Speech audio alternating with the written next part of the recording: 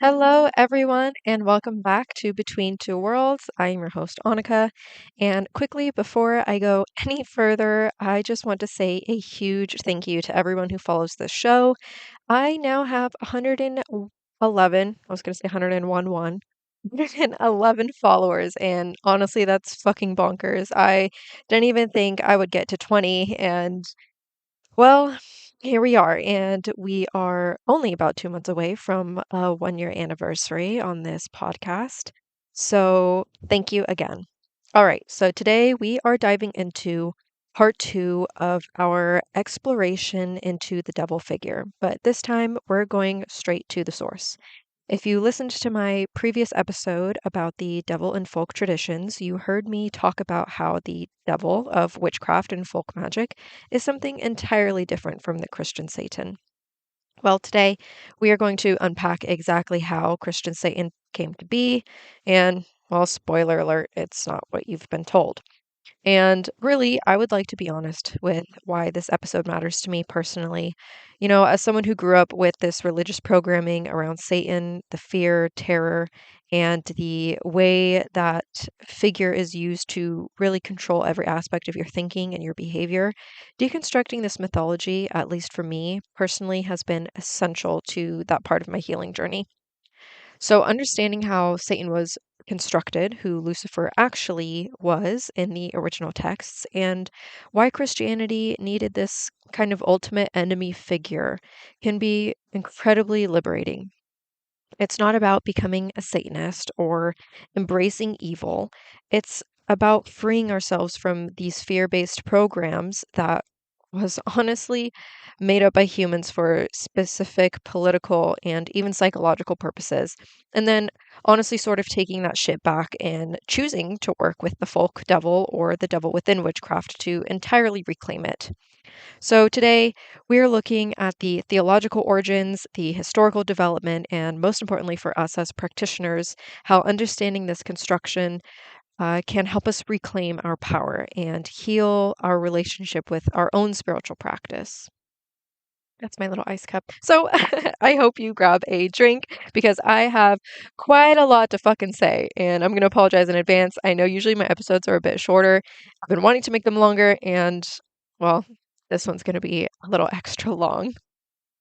So, before we get into how the Christian Satan was built up over centuries, we need to go back to the very beginning, right? And let's look at what the original texts actually say, because here's the thing: the Bible doesn't describe the Satan that modern Christianity fears. Not even fucking close. The word Lucifer appears exactly once in King James Version of the Bible. Once. It's in Isaiah 14:12, and the passage reads, "How art thou fallen from heaven, O Lucifer, son of the morning? How art thou cut down to the ground, which didst weaken the nations?" And for centuries, Christians have appointed to this verse as proof of Satan's fall from grace. But here's what they don't tell you: this passage isn't about a fallen angel at all. When you look at the broader context of Isaiah 14, it's crystal clear what's happening. The prophet Isaiah is delivering a taunt against the king of Babylon, a real human king who had oppressed the Israelites. The entire chapter is a political condemnation of Babylonian rule. The Lucifer, mentioned here, which in Latin means light bearer or morning star, was a poetic reference to this king's pride and eventful downfall. It's using the metaphor of the morning star, which is the planet Venus, rising high in the sky and then falling as the sun rises higher. In the original Hebrew, the word used is Hallel, which literally means shining one or morning star. It has nothing to do with a supernatural being named Lucifer. The translators of the King James Bible chose to use the Latin Lucifer instead of translating it. And really, that single translation choice has shaped centuries of theology and terror. Even more telling is that Jewish scholars, the people whose religious texts these originally were, have never interpreted this passage as being about a fallen angel. In Jewish understanding, this is and always has been political prophecy about earthly rulers, not cosmic warfare between good and evil. The Satan figure that Christianity developed is largely foreign to the Jewish tradition from which these texts emerged. And so then there's Ezekiel 28, another passage Christians point to as describing Satan's fall. This chapter talks about a being who was perfect in beauty in Eden, the garden of God, and the anointed cherub that covereth. Again, sounds pretty fucking supernatural, right? But when you read the full context, this is clearly addressing the Prince of Tyrus and the King of Tyrus, a real, again, political figure. Ezekiel is using hyperbolic, mythological language to sort of condemn the pride and corruption of these earthly rulers, comparing their arrogance to these mythical figures. Really, what's fascinating is how the name Lucifer itself reveals the misunderstanding. Lucifer again means light bearer in Latin. It's actually a pretty beautiful name, meaning one who's brings light or illumination. And in Roman mythology, Lucifer was associated with the planet Venus when it appears as the morning star, heralding the dawn. There's nothing inherently evil about the name or concept. It's about bringing light, bringing knowledge, and bringing on the dawn. The morning star Venus appears just before sunrise, brighter than almost everything else in the sky, but then fades as the sun rises higher. This natural astronomical phenomenon became a perfect poetic metaphor for pride and downfall, rising high only to be overshadowed. Ancient peoples across cultures use this imagery to describe the rise and fall of kings and kingdoms. So here's what's really crucial to understand. The equation of Lucifer with Satan and the entire narrative of a fallen angel who rebelled against God is not found in the original biblical texts. It's a later theological interpretation that early church fathers read back into these passages. They took poetic language about political events and transformed it into this cosmic mythology. And this distinction matters enormously because it reveals how much of what we think as biblical truth about Satan is actually human interpretation, often influenced by other religious traditions and political needs rather than the original meaning of the texts. When we understand that these foundational passages aren't about supernatural evil entities at all, it starts to really crack open the entire edifice of Satan mythology. So, the Jewish tradition developed a very different understanding of what Christians call Satan. In Hebrew, Satan is actually a common noun, meaning adversary or accuser, which obviously this is talked about quite a lot. And in the book of Job, for instance, the Satan appears as a member of God's heavenly court, whose job it is to test human faithfulness, more like a divine prosecutor than God's enemy. So this figure isn't rebelling against God, he's serving a specific function in a divine plan. And this is radically different from the later Christian understanding of Satan as God's eternal enemy locked in this cosmic warfare. The dualistic understanding of Satan as the opposite of God, as a figure of pure evil who rules hell and commands demons, developed much later and was heavily influenced by other religious traditions, particularly Persian dualism and Greek philosophical ideas about the nature of good and evil. So, when we strip away centuries of theological interpretation and look at what the original texts actually say, we find something completely different from the Satan figure that has terrorized Christians for generations. We find poetic condemnations of political oppression, metaphors about pride and downfall, and an understanding of divine testing that has nothing to do with cosmic evil. The Lucifer that fell from heaven. He was never an angel to begin with. He was a Babylonian king whose empire crumbled. This foundation is crucial for everyone else we're going to explore today because really understanding how Christianity diverged from these original texts, meaning and meanings help us see how the Satan figure was constructed for very specific purposes that had little to do with the spiritual realities these texts were originally describing. So, if the original biblical texts don't actually describe the Satan we know today, where did this figure come from? Well, the answer is fascinating. and involves a complex blend of Persian religious ideas, apocryphal literature, early church politics, and centuries of theological development that transformed scattered references into a comprehensive mythology of evil. The biggest influence on early Christian thinking about Satan came from Persian Zoroastrianism, which had a strongly dualistic worldview. Zoroastrians believed in two cosmic forces, Ahura Mazda, the wise lord of light and goodness, and Angra Mainyu, the destructive spirit of darkness and evil. These weren't just abstract concepts, they were cosmic beings locked in, again, an eternal warfare, with all of existence being a battleground. Now, when the Jewish people were in Babylonian exile and later Persian rule, they were exposed to these ideas for centuries. And while traditional Judaism resisted this dualistic thinking, maintaining that God was ultimately sovereign over everything, both good and difficult, some of this Persian influence started seeping into Jewish thought, especially in the intertestamental period. This is where you start seeing the development of more elaborate angelology and demonology in Jewish literature. Books like Enoch, which wasn't included in the biblical canon but was widely read, began developing detailed mythologies about fallen angels and supernatural warfare. The Book of Enoch specifically tells the story of a group of angels called the Watchers who fell from heaven because they lusted after human women and taught humans forbidden knowledge like metallurgy, oh my god, cosmetics, and warfare.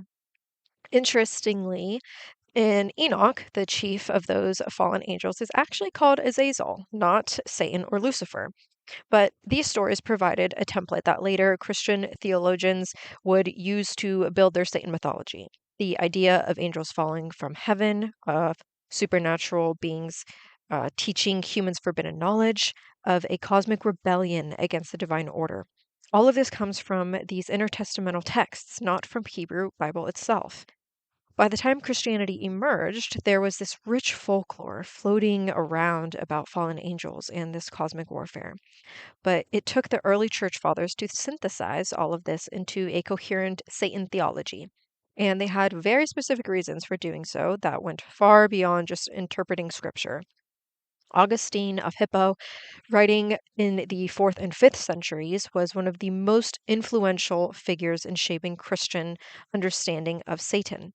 Augustine was deeply influenced by Neoplatonic philosophy, which saw the material world as inherently inferior to the spiritual realm. So, for Augustine, Satan became the explanation of really why the world was so full of suffering and evil despite being created by a good God. If God was perfectly good and all powerful, then evil must come from somewhere else. Enter Satan as the perfect scapegoat. Jerome, who translated the Bible into Latin, the Vulgate, be, began to make these crucial translation choices that shaped how later generations would understand these texts. When he translated Hallel as Lucifer, he was making an interpretive choice that connected the Isaiah passage to existing ideas about fallen angels from the intertestamental literature. Origen developed the theological concept of Satan was originally the highest of angels who fell through pride. This wasn't based on any specific biblical text, but was his attempt to solve the theological problem of how evil could exist in a world created by a good God. So, if evil came from a fallen angel exercising free will, then God wasn't responsible for creating evil directly. But here's what's really crucial to understand: these early church fathers weren't just engaging in abstract theology, they were dealing with a very real political and social challenges. At this point, Christianity really was just trying to establish itself as the dominant religion in the Roman Empire. And having a cosmic enemy was incredibly useful for defining who was in and who was out. Anyone who opposed Christianity at this point could be labeled as serving Satan, Pagan religions weren't just wrong, they were satanic. Political enemies weren't just opponents, they were agents of Satan. This dualistic thinking provided a powerful tool for consolidating power and eliminating opposition. So during the medieval period, Satan became even more defined and elaborated. Scholastic theologians like Thomas Aquinas developed detailed theories about Satan's nature, his powers, his limitations. He really was like, you know what, bitches, I know everything about Satan, so listen to me. And they described entire hierarchies of demons, specific types of temptations, and elaborate systems for understanding how Satan operated in the world. This period also saw the development of Satan's visual iconography, the horns, the pitchfork, the red skin, and the tail. These images weren't based on biblical descriptions because honestly, there really aren't any detailed biblical descriptions of Satan's appearance, like at all. No one knew what he looked like because, yeah. So instead, they were borrowed from depictions of pagan gods like Pan, Cernunnos, and other horned deities that Christianity wanted to demonize. So, Dante's Inferno. This is a big one. This was written in the early 14th century, and it had a massive impact on popular understanding of Satan and hell. Dante's poetic vision of Satan as a three-headed giant trapped in ice at the center of hell, his elaborate descriptions of demonic punishments, his entire cosmology of the afterlife. None of this is biblical. It's Dante's creative interpretation influenced by medieval theology, classic literature, and his own political circumstances in the 14th century Italy. But for many Christians, Dante's literary Satan became more real and influential than anything actually found in scripture. His vivid imagery shaped art, literature, and popular imagination for centuries. When people today think about hell and Satan, they're often thinking about exactly Dante's vision rather than anything biblical. The Protestant Reformation added another layer to Satan development. Protestants and Catholics began accusing each other of being satanic. The Pope was the Antichrist, according to many Protestant reformers. The Protestant heretics were Satan's agents, according to Catholic authorities, and Satan became a weapon in this warfare. And then you have John Milton's Paradise Lost in the 17th century, which gave us the most influential portrayal of Satan in Western literature. Milton's Satan is a complex, almost sympathetic character, the rebellious angel who declares, better to reign in hell than to serve in heaven. This literary Satan became so influential that many Christians began to think Milton's poetic interpretation was actually biblical doctrine. So, what you start to see through all of this historical development is that Satan isn't a biblical figure so much as he's a collaborative, creative project spanning centuries. Persian dualism, intertestamental Jewish folklore, early church politics, and medieval scholasticism, Renaissance art, Protestant Reformation politics, and literary imagination all contributed to building the Satan that modern Christianity fears. And really, the crucial point is every step of this development served specific human purposes. Satan wasn't developed because of new spiritual revelations or deeper understanding of divine truth.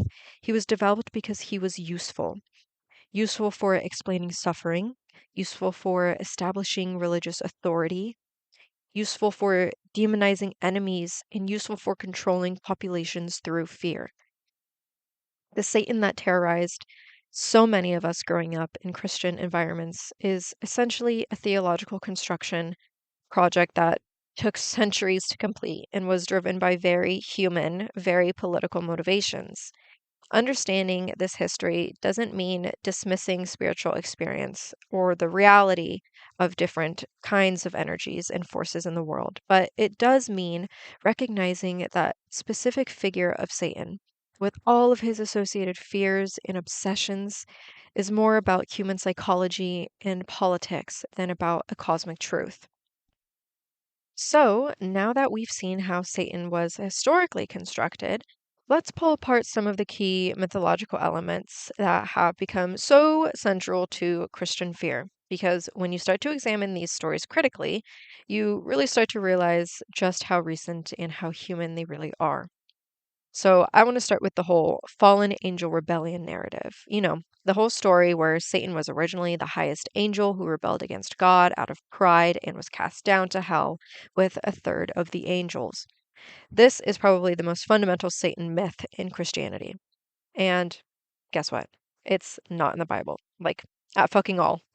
This entire narrative was pieced together from scattered verses, taken completely out of context, mixed with non biblical resources like the Book of Enoch, and then elaborated through centuries of theological speculation.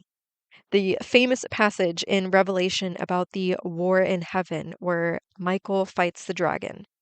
When you read it in context, it's clearly symbolic language about spiritual warfare happening during the end times, not a primordial rebellion before human creation. So, in John Milton's Paradise Lost, gave us the most detailed and influential version of this rebellion story. Milton created this epic narrative of Satan's pride, his rebellion, his fall, and his subsequent temptation of humanity in the Garden of Eden. It's brilliant literature, really. It's compelling storytelling, but it's Milton's creative interpretation. It's not biblical doctrine. Yet, for centuries, Christians have treated Milton's poetic vision of it as if it were scriptural fact.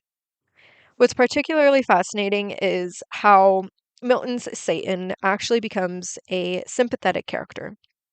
The rebel who chooses freedom over submission, who declares this, again, really well known, better to reign in hell than to serve in heaven.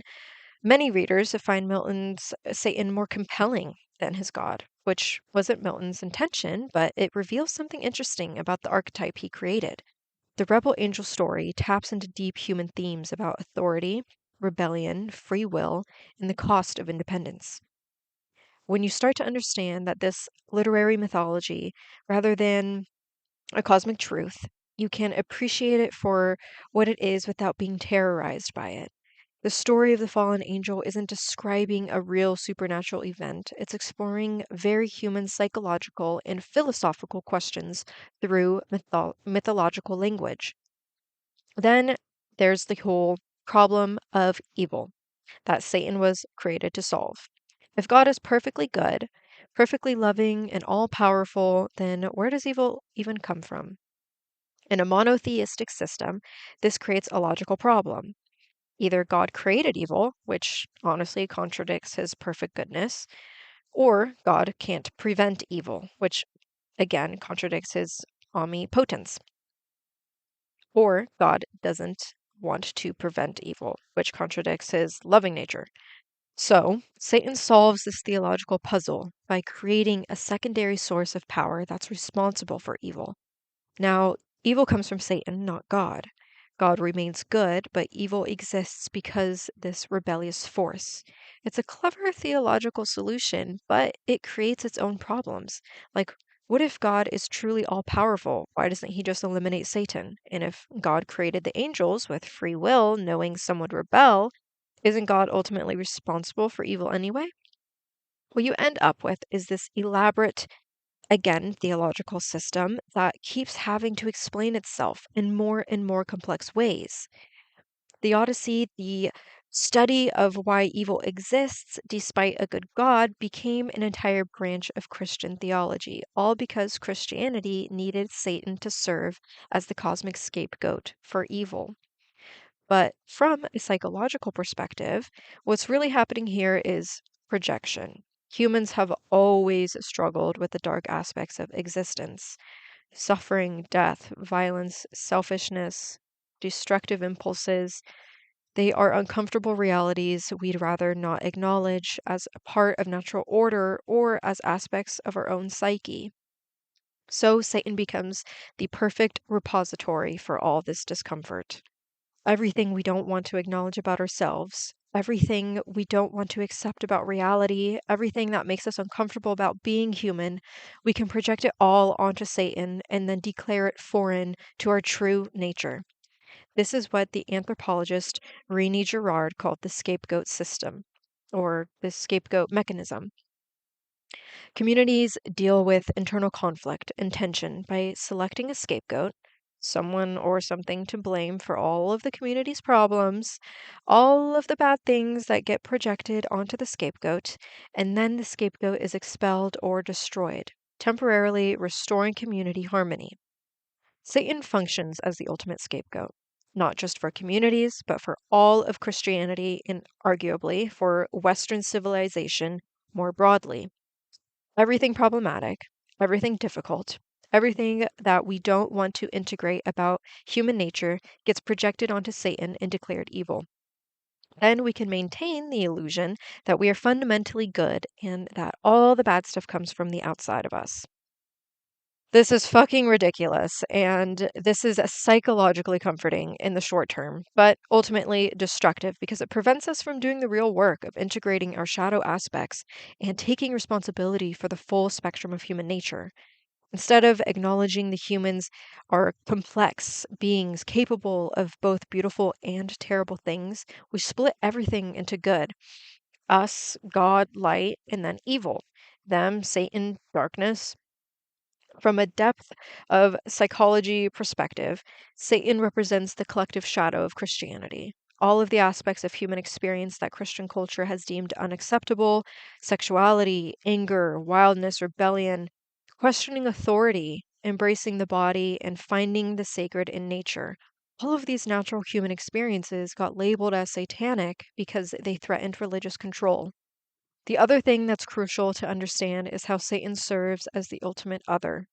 In any social system, defining who you are particularly depends on defining who you are not. And Christians are good because Satan is evil. The church is holy because Satan is profane. Christian civilization is righteous because everything opposed to it is satanic. This othering mechanism became incredibly useful for justifying all kinds of oppression with violence. Indigenous peoples practicing their ancestral religions, satanic. Women with knowledge of herbs and healing, satanic. People exploring different forms of spirituality, satanic. Anyone challenging religious or political authority, satanic. The Satan mythology provided a framework of demonizing anyone who didn't fit into Christian orthodoxy.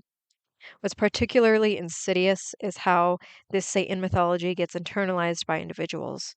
Instead of just being a way to other external enemies, it becomes a way to other parts of ourselves. We learn to fear and reject our own natural impulses, our own questions, our own desires for autonomy and authenticity, and we begin to split against ourselves, constantly vigilant against our own satanic impulses. This internalized splitting is where so much religious trauma even comes from. You really learn to fear parts of yourself, to see your own natural thoughts and feelings as potentially evil, to constantly monitor yourself for signs of Satan's influence. It creates a state of chronic hypervigilance and self rejection that can last for decades, even after leaving religious environments. But what I think is the liberating truth is when you understand that Satan is a human construction designed to serve specific psychological and political functions, you can stop giving him power over your psyche. You can begin to reclaim the parts of yourself that were labeled satanic and recognize them as natural, healthy aspects of being human. Your anger at injustice isn't satanic, it's an appropriate response to witnessing harm. Your questions about religious doctrine aren't satanic, they're signs of an active thinking mind. And your desire for sexual expression isn't satanic, it's a natural part of being embodied. Your attraction to nature based spirituality isn't satanic, it's recognizing that other sacred forms of energy exist throughout the natural world. When you understand Satan mythology as a projection system designed to control people through fear, you can start to dismantle its power over you. You can begin to integrate your shadow aspects instead of projecting them onto a mythological figure. You can start to see that other things you were taught to fear as satanic are often the very things that lead you toward wholeness, authenticity, and genuine spiritual connection. So, let's talk about why this matters so specifically for witches and magical practitioners, because there's a reason why witchcraft and Satan go so thoroughly tangled throughout history.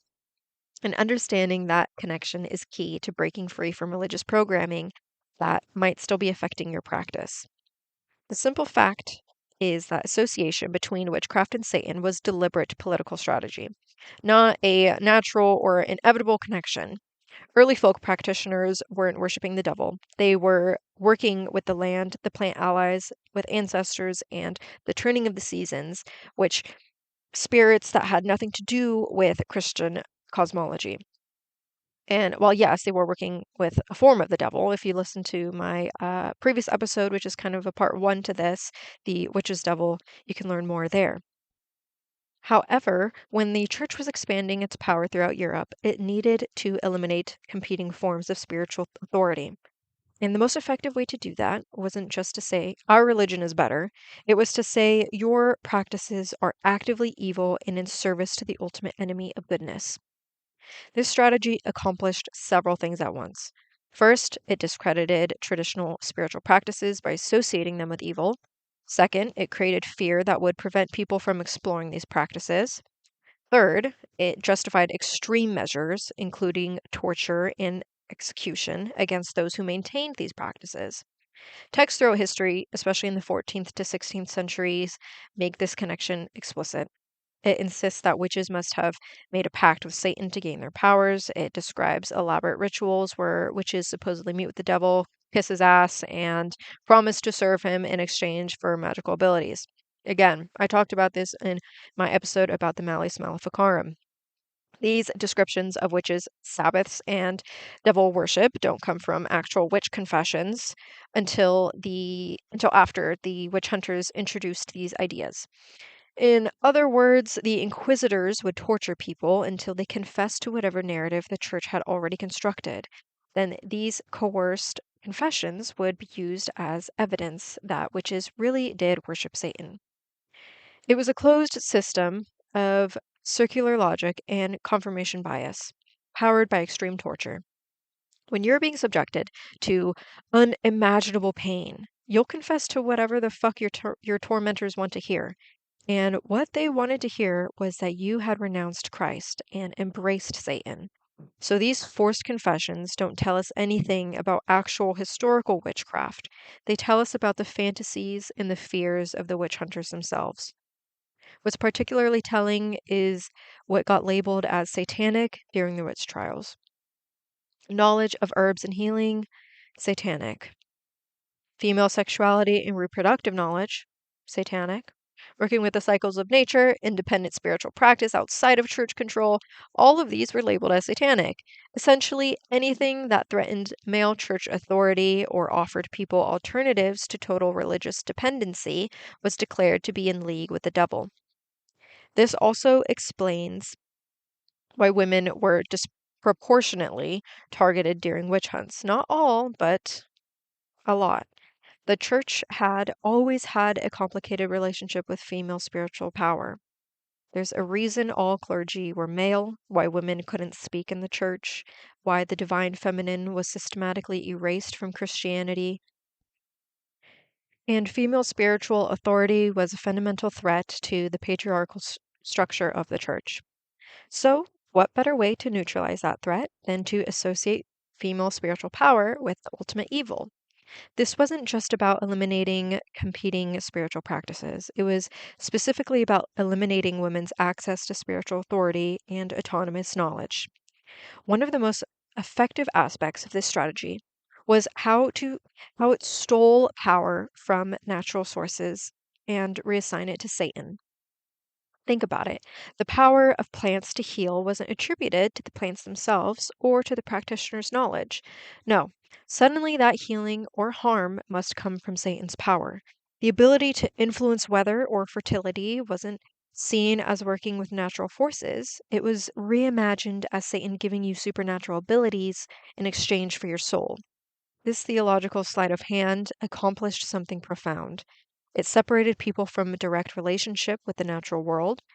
if the power of healing, of intuition, of working with natural forces doesn't come from your own connection to those things, but from a pact with a supernatural entity, then you can't access spiritual power without external mediation. And guess who positioned themselves as the proper mediators? The church, of course. The insidious brilliance of this strategy is how it creates dependency. If all spiritual power outside of the church comes from Satan, then and Satan is evil, then you have no legitimate access to spiritual resources except through church sanctioned channels. Your only option is to complete religious dependency or eternal damnation. It's a perfect system of control, and it has worked for hundreds and hundreds of years.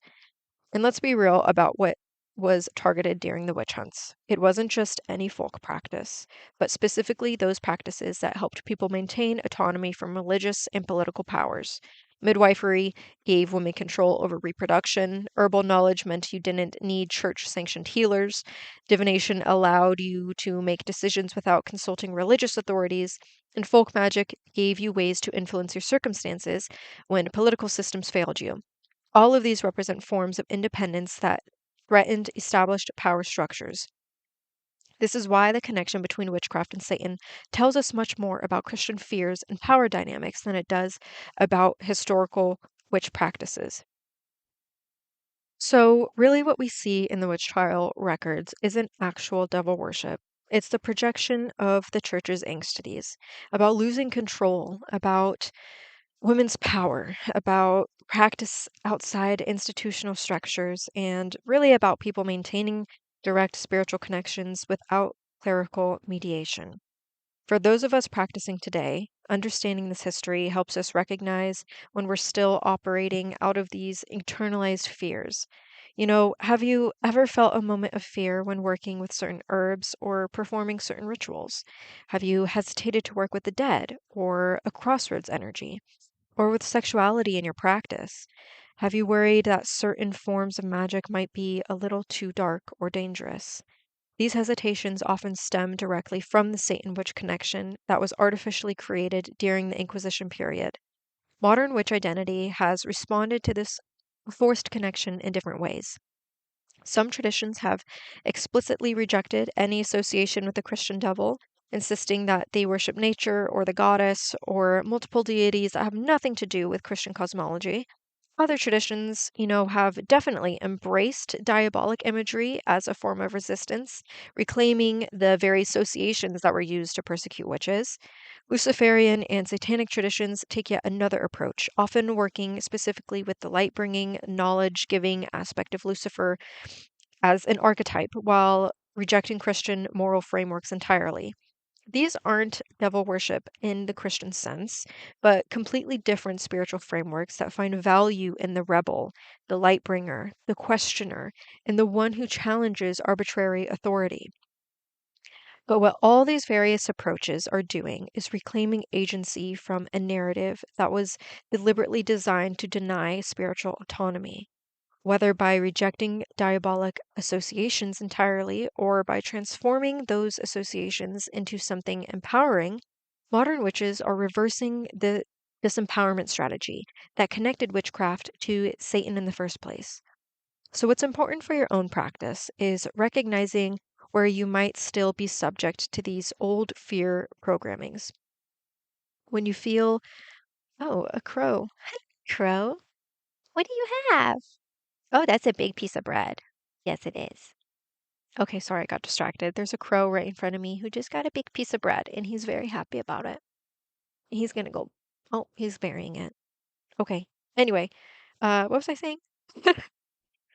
So, talking about this hesitation or fear, right? Around certain practices, ask yourself, is this my intuition warning me about something genuinely harmful? Or is this religious conditioning triggering an old fear response? For me, that was a lot of it when I started my practice. Is this fear actually harmful? Is this practice harmful? Or was it simply labeled evil because it threatened religious control? Am I avoiding this because it's wrong for me or because I was taught to fear it through religious indoctrination?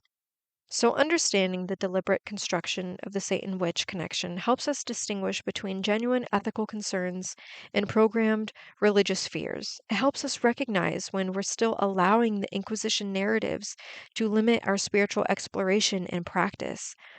And perhaps most importantly, this understanding allows us to reclaim practices, symbols, and connections that were deliberately demonized. The pentagram isn't a satanic symbol. It's an ancient protection symbol that the church deliberately inverted and associated with evil.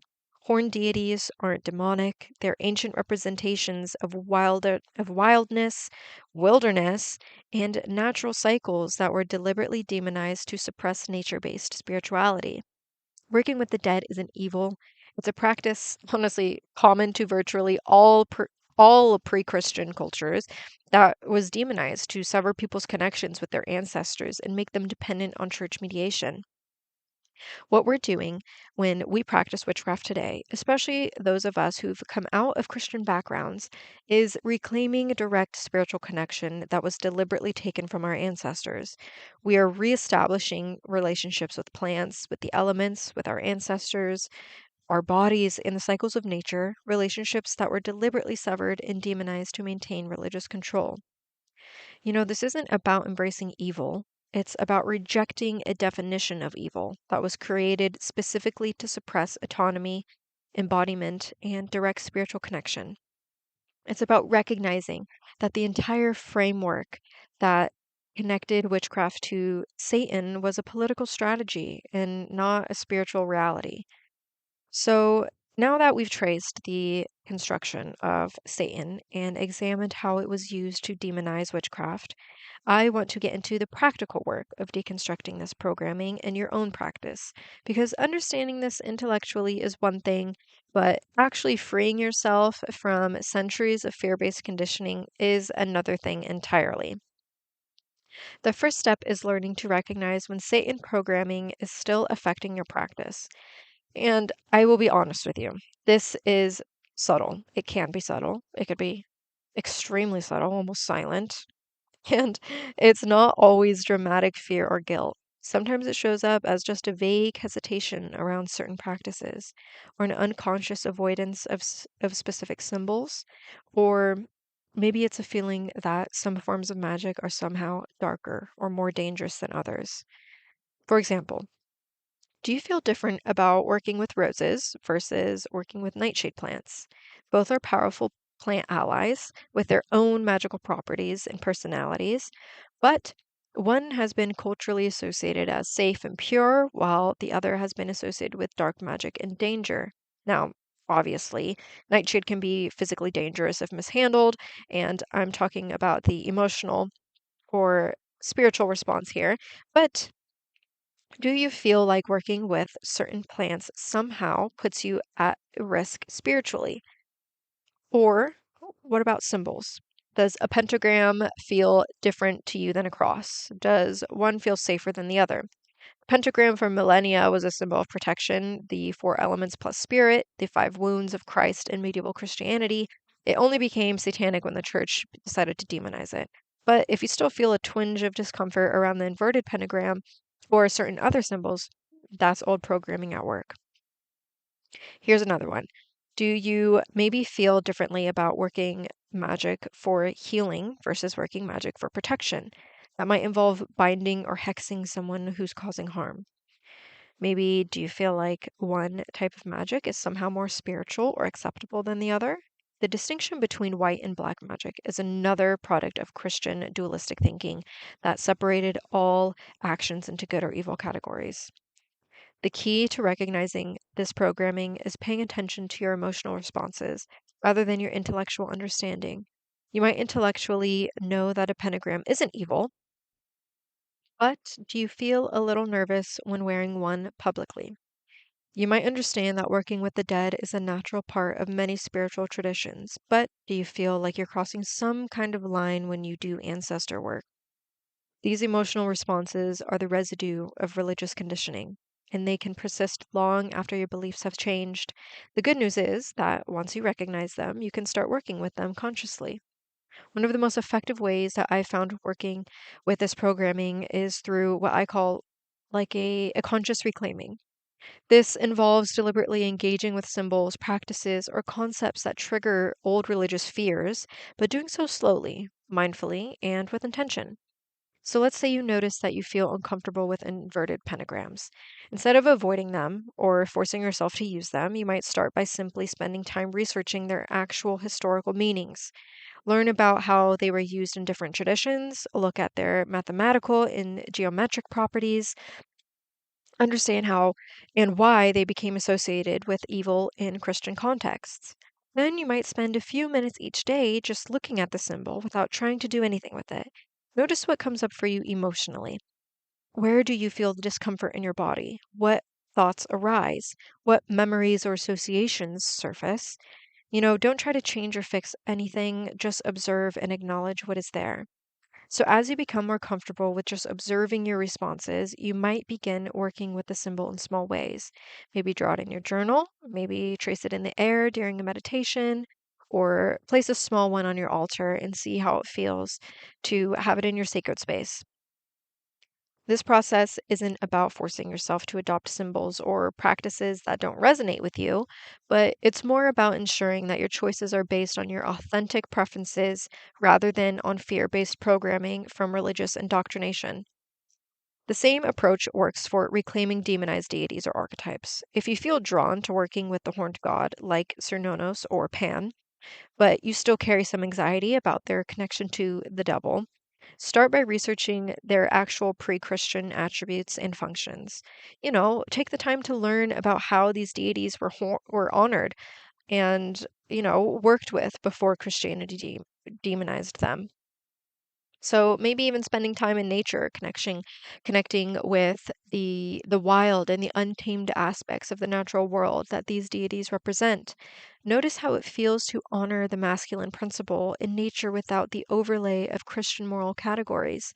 You might find that what you are taught to fear as demonic is actually a beautiful, vital force that connects you more deeply to the natural world. So, let's talk specifically about working with Luciferian energy, because this is where some of the deepest programming lives. The name Lucifer, again, means light bringer. And when you strip away all the Christian mythology, what you're left with is an archetype of enlightenment, with knowledge seeking, with questioning authority. Many practitioners find value in working with this archetype, not as devil worship, but as a way of honoring the parts of themselves that seek truth, that even question received wisdom, that refuses to accept things simply because they've been told to. The light bearer aspect of Lucifer can represent your own commitment to illuminating truth and dispelling ignorance. So, if you feel called to explore this archetype, you might start by working with the planet Venus, which was the original light bearer that inspired the Lucifer mythology. Venus, as the morning star, brings the dawn, heralds new beginnings, represents beauty and illumination. You can work with Venus energy without any connection to Christian Satan mythology at all. You might also work with the archetype of the teacher who brings forbidden knowledge. This doesn't mean knowledge that's actually harmful, but knowledge that challenges established power structures. Think about how literacy was once forbidden to certain classes of people because education threatened political control. Think about how scientific knowledge was often labeled heretical because it challenged religious doctrine. The light bearer energy is about bringing illumination, especially when the illumination threatens those in power.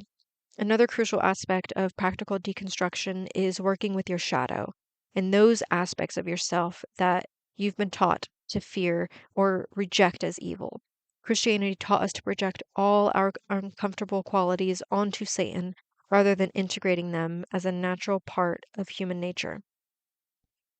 So again, I want to stress that, your anger at any injustices, your desire for autonomy, and your sexuality isn't shameful.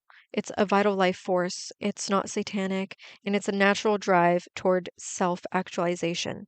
Your curiosity about things you were taught not to explore isn't dangerous. It's the impulse towards growth and understanding. Shadow work in this context means reclaiming these projected aspects and integrating them consciously into your whole self. This might involve working with your anger in healthy ways rather than suppressing it. It might mean exploring your sexuality as a sacred force rather than a shameful impulse. And it might mean honoring your rebellious nature as a necessary counterbalance to an unhealthy authority. So, one practical way to work with the shadow integration is through dialogue and journaling. You might write letters to the parts of yourself that you've been taught to fear. What would your anger want to know? What would your rebellious nature tell you about the situations in your life that you were being too compliant? And what would your curiosity guide you toward if you weren't afraid to explore? Journaling doesn't fix shadow work, but it is a great, great tool. You can work with shadow integration through ritual. You can create ceremonies that honor the full spectrum of your humanity rather than trying to be pure or good all the time. Light a black candle for your anger and let yourself feel it fully without judgment. Create an altar to your rebellious nature and appreciate how it protected you from harmful situations. Honor your sexuality as a sacred force that connects you to life, energy, and creative power. The goal isn't to become someone who acts out of every impulse without consideration. The goal is to stop splitting yourself into good and evil parts and instead become someone who consciously chooses how to express the full range of human capacities. Finally, one of the most liberating aspects of deconstruction work is learning to trust your own spiritual connection and your spiritual discernment rather than external religious authorities. Christianity taught us that we couldn't trust our own spiritual experiences or our own intuition or our own direct connection to the sacred. Everything had to be mediated through the church, doctrine, and clerical authority. Reclaiming your spiritual autonomy means learning to distinguish between genuine intuitive guidance and fear based programming. It means trusting your direct experience of spiritual realities rather than what you've been told about them. It means recognizing that you have the capacity for direct spiritual partnership and relationship without needing external validation or permission. This doesn't mean becoming reckless or ignoring wisdom from experienced practitioners. It means developing your own spiritual discernment rather than outsourcing all spiritual authority to others. It means learning to tell the difference between helpful guidance and control based fear mongering. When you can approach spiritual practices from a place of curiosity, discernment, and personal agency rather than from fear of divine punishment, you discover that the spiritual realm is far more nuanced, complex, and ultimately supportive than the black and white mythology of Christianity had suggested. You realize that the very things you were taught to fear were often the things that could lead you toward your wholeness, your authenticity, and genuine spiritual connection. And what strikes me most profoundly about this entire history is how recent it all is. The Satan that terrorized so many of us growing up in Christian environments is essentially a theological fan fiction project that took centuries to complete. When you realize that the figure you were taught to fear as the ultimate embodiment of evil was literally constructed by humans for very specific political purposes, it becomes much harder for that figure to maintain its power over your psyche. This connects directly to my previous episode about the devil in folk traditions. While Christianity was busy constructing this elaborate Satan mythology, folk practitioners were maintaining authentic relationships with liminal figures, with crossroads spirits, with horned deities, and wilderness energies that had nothing to do with the Christian concepts of cosmic evil. They were preserved what was real while Christianity created a boogeyman. For those of us walking the witch's path, understanding this construction process is incredibly liberating. You can stop giving power to a figure that was designed specifically to keep you dependent on religious authority. You can reclaim practices, symbols, and connections that were deliberately demonized to suppress spiritual autonomy. And you can trust your own direct spiritual experiences rather than filtering everything through a fear-based programming. This doesn't mean embracing evil, right? Or acting without ethical consideration. It means rejecting a definition of evil that was created specifically to suppress embodiment, questioning, natural sexuality, a connection to the earth, ancestor, and spiritual veneration and a direct relationship with those spirits. It means recognizing that the framework that labeled these things as satanic was never about spiritual truth, it was about maintaining control. The Satan mythology was designed to make us afraid of our own power, our own wisdom, and our own capacity for direct spiritual relationship. When we see through that mythology and reclaim what was demonized, we are not just healing individual trauma, we are participating in a broader transformation of how humans relate to the sacred. And I want to acknowledge that this deconstruction work can be emotionally challenging. Many of us carry deep programming that creates real fear and anxiety around these topics. Be patient with yourself as you work through these layers. Healing from religious trauma isn't linear, and it's okay to move slowly with practices or symbols that still trigger old fears. What matters is that you now have tools for distinguishing between authentic spiritual discernment and programmed religious fear. You can ask yourself, is this hesitation coming from genuine intuitive guidance about what's right for me, or is it coming from conditioning designed to keep me dependent on external religious authority? That distinction can be life-changing. And honestly, I would love to hear about this exploration and how it resonates with your own journey. I do have an email you can reach out to in my show notes, and I will put it in this week's episode notes. And again, oh my God, I know I yapped a lot today, but I honestly had a lot to say. And to be fair, this episode in particular was what drove me to start this podcast. I just needed a place and where to fit it. So, if you are a witch who needed this kind of thing today, I thank you specifically for listening, and I hope you all have a wonderful morning, day, or night.